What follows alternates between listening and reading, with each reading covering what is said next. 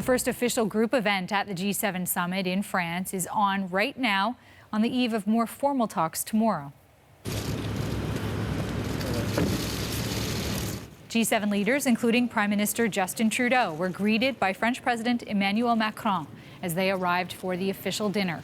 The leaders spent much of the day meeting one-on-one with each other in bilateral talks. Trudeau met with the prime ministers of Britain and Japan.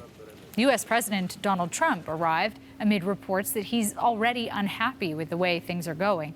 He left last year's summit in anger and refused to sign the final communique. The CBC's David Cochrane has more on that and on Trudeau's talks with other leaders today, including Britain's Boris Johnson.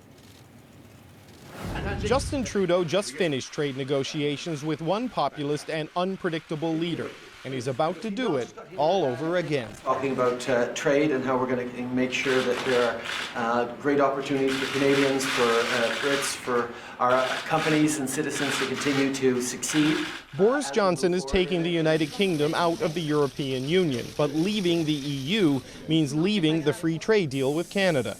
So both leaders are keen to negotiate a post-Brexit deal to preserve billions in two-way trade. Canada and the UK are side by side, and I look forward very much to working with you tonight. But while they talk trade peace, others threaten trade war. Donald Trump didn't come to France to drink the wine. He came threatening to tax it, vowing before he even left Washington to impose wine tariffs if France taxes American tech companies. And if they do that, we'll be taxing their wine or doing something else. We'll be taxing their wine like they've never seen before.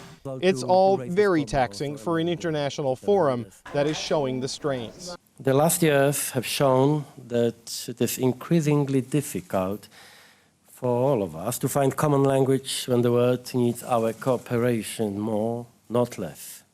There's a shift into what the G7 is becoming.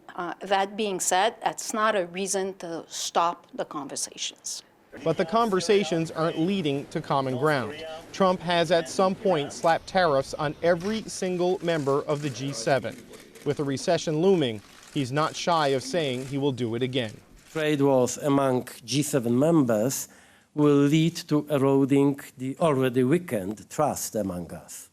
That trust is so weakened, the leaders have abandoned the idea of trying to reach a consensus on a unanimous communique by the end of this summit. They know they won't get the U.S. on side on key issues such as climate change or even trade, so there's no point in even trying.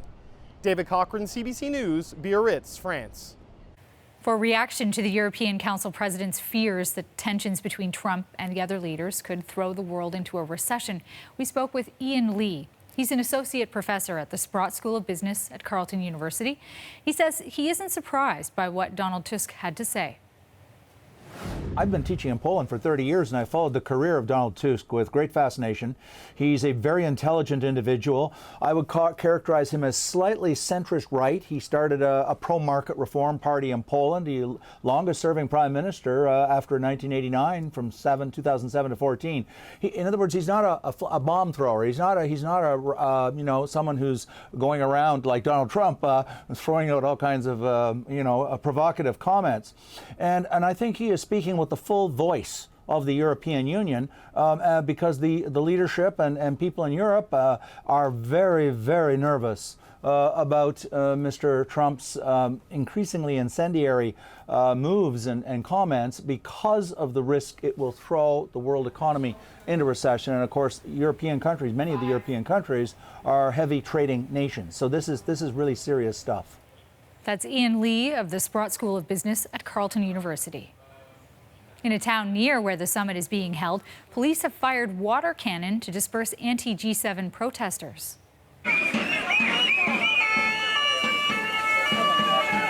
About 400 demonstrators blocked roads, and several protesters threw rocks and stones at police.